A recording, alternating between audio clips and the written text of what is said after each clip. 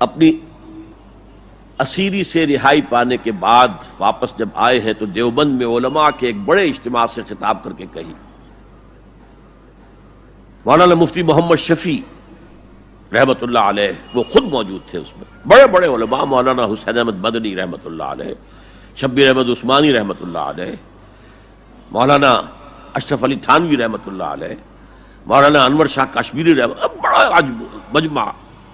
اور کہا حضرت شیخ الہند نے ہم نے تو اپنی اسیری کے 4 سالوں کے دوران جتنا غور کیا تو ہماری اس وقت کی امت کی زبوں حالی کے 2 سبب سامنے آئے.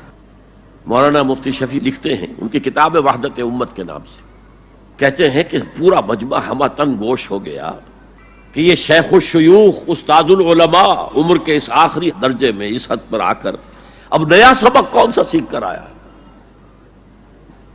تاکہ ہمیں تو اس کے 2 سبب معلوم ہوئے، ایک ہمارا قرآن کو ترک کر دینا، لفظ نوٹ کیے ترک کر دینا، اور دوسرا ہمارے آپس کے اختلافات.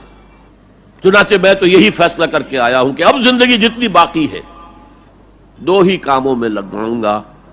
ایک تو یہ کہ ناظرہ قرآن پڑھنے کے مکتب گلی گلی کھل جائیں اور عوامی درس قرآن کے ذریعے قرآن کے پیغام اور قرآن کے حکمت سے لوگوں کو روشناس کرایا جائے. عوامی درس قرآن کا لفظ استعمال کر رہا ہے شیخ الہند، جنہیں میں 14ویں صدی کا مجدد اعظم سمجھتا ہوں. اور نمبر 2 یہ کہ آپس کے اختلافات کو حوالہ دی جائے. یہ واقعہ کوٹ کر کے مفتی محمد شفیع صاحب لکھتے ہیں کہ حضرت شیخ نے جو 2 باتیں کہیں اصل میں وہ ایک ہی ہے. ہمارے باہمی اختلافات بھی تو اسی وجہ سے ہیں کہ ہم نے قرآن کو ترک کر دیا ہے. بتائیے شیخ الہند نے کیسے ترک کیا قرآن؟ مولانا مدنی نے کیسے ترک کر دیا قرآن؟ کیا مطلب اس ترک کرنے کا؟ حال تو یہ ہے کہ مولانا مدنی رحمت اللہ علیہ، حالانکہ وہ تو گرفتار نہیں ہوئے تھے، وہ تو والنٹریلی اپنے شیخ کی خدمت کے لیے گئے ہیں ساتھ،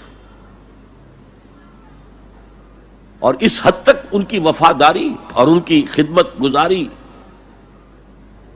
کہ رمضان کا مہینہ آیا تو حضرت شیخ الہند نے حسرت کے ساتھ کہا زندگی میں یہ پہلا رمضان ہوگا کہ تراویح میں قرآن نہیں سن سکیں گے. اس لیے کہ نہ شیخ الہند حافظ تھے، نہ مولانا مدنی حافظ تھے، اور تیسرے ان کے ساتھ ایک اور تھے، ان کا میں نام بھول رہا ہوں، وہ سرحد کے پٹھانوں میں سے تھے. کوئی حافظ نہیں تھا. اب آپ غور کیجئے، استاد اور اپنے شیخ کی اس حسرت کو دور کرنے کے لیے مولانا مدنی روزانہ 1 پارہ حفظ کرتے تھے اور رات کو تراویح میں سناتے تھے، روزانہ 1 پارہ. اور یہ انہونی بات نہیں ہے. جب ساری زندگی قرآن ہی سے شغف رہا ہے تو وہ ہے تو صحیح ذہن میں، اب صرف ان کے لنکس ملانے ہیں آپس میں، اور کیا ہے. اصل میں قرآن کو ترک کرنے کا مطلب کیا ہے؟ وہ اصل میں ایک اور بہت بڑے عالم دین کی بات سنیے آپ، مولانا سید انور شاہ کشمیری رحمت اللہ علیہ، جو دیوبند سے آ کر آپ کے قریب میں ڈابھیل میں انہوں نے مدرسہ قائم کیا تھا. وہ ایک مرتبہ قادیان میں ایک جلسہ علماء کیا کرتے تھے ہر سال رد قادیانیت کے لیے. تو ایک سال اسی طرح وہاں علماء جمع تھے. اب جس نے یہ واقعہ بیان کیا ہے اس کا نام میرے ذہن میں اس وقت نہیں ہے، کہ میں صبح مولانا انور شاہ کشمیری رحمت اللہ علیہ کی خدمت میں حاضر ہوا تو دیکھا کہ غم کی تصویر بنے بیٹھے ہیں، بہت اداس، غمگین. میں نے پوچھا حضرت کیا معاملہ ہے، کوئی خاص سبب ہے؟ فرمایا بھائی کیا سبب ہے، یہ سوچ رہا ہوں کہ اپنی زندگی عمر ضائع کر دی. میں نے کہا حضرت آپ نے زندگی ضائع کر دی، عمر ضائع کر دی؟ آپ نے علم، بیہقی وقت کہلاتے ہیں انور شاہ کشمیری، جیسے امام بیہقی تھے، محدث اور فقیہ دونوں اعتبارات سے بلند. تو آپ نے پڑھنے پڑھانے میں، سیکھنے سکھانے میں ساری عمر گزار دی، تو آپ کی زندگی ضائع کیسے؟ کہنے لگے ہم نے سارا زور اسی پر رکھا کہ ثابت کر دیں کہ شافعی کی رائے صحیح نہیں ہے، ہماری رائے صحیح ہے. اسی کے لیے دلائل، اسی کے لیے بحثیں، اسی کے لیے لمبی چوڑی جو ہے ہمارے ہاں نشستیں منعقد ہوئیں مدارس کے اندر. حالانکہ اللہ کے ہاں یہ ہم سے سوال نہیں ہوگا. گمراہیاں طرح طرح کی پھیل رہی ہیں اور ہم ان بحثوں میں لگے ہوئے. حالانکہ زیادہ سے زیادہ یہ کہا جا سکتا ہے کہ قول اصحابنا ثواب محتمل الخطا، اور جو قول دوسروں کا ہے وہ خطا ہے محتمل الثواب۔ زیادہ سے زیادہ یہ کہہ سکتے ہیں ہم کہ ہمارے جو اسلاف ہیں، ہمارے جو اساتذہ ہیں، ان کا قول صحیح ہے، اگرچہ اس کے خطا ہونے کا بھی امکان ہے۔ ہم یہ نہیں کہہ سکتے کہ اس کے غلط ہونے کا کوئی امکان ہی نہیں، معصوم تو وہ نہیں تھے۔ اور قولہم، ان کا جو ہمارے سامنے ہے مد مقابل ہے، اور وہ شافعی ہیں۔ اصل تو جو ٹکراؤ تھا وہ فقہ حنفی اور فقہ شافعی کے مابین تھا۔ ہم صرف یہ کہہ سکتے ہیں کہ ان کا یہ قول خطا ہے، غلطی ہے، اگرچہ احتمال موجود ہے کہ وہی صحیح ہو، اس کے سوا تو ہم کچھ نہیں کہہ سکتے۔ اور ہم نے اپنی ساری زندگی اس کام میں لگا دی،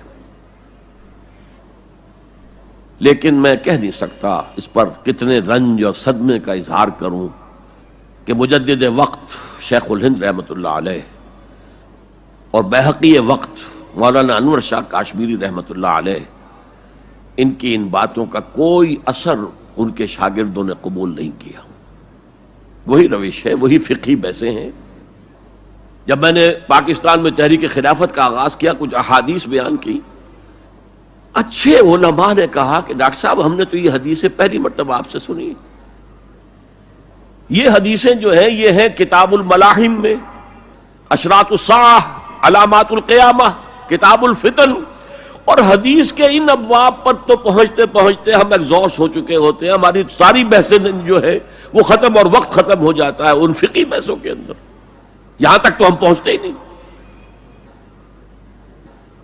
بہرحال دوسرا نقطہ جیسا کہ میں نے عرض کیا، پہلا اینٹیں پکاؤ، مضبوط کرو، یا ایھا الذین آمنوا اتقوا اللہ حق تقاتہ ولا تموتن الا وانتم مسلمون، اور دوسرا ان کو جوڑنے کے لیے قرآن کو ایز اے سیمنٹ سبسٹنس استعمال کرو، واعتصموا بحبل اللہ جميعا ولا تفرقوا واذکروا نعمت اللہ علیکم اذ کنتم اعداء فالف بین قلوبکم فاصبحتم بنعمتہ اخوانا وکنتم علی شفا حفرۃ من النار، تم تو تباہی آگ کے گڑھے کے کنارے تک پہنچ گئے تھے، گرا چاہتے تھے، فانقذکم منہا، تو اللہ نے اس سے تمہیں نکالا ہے۔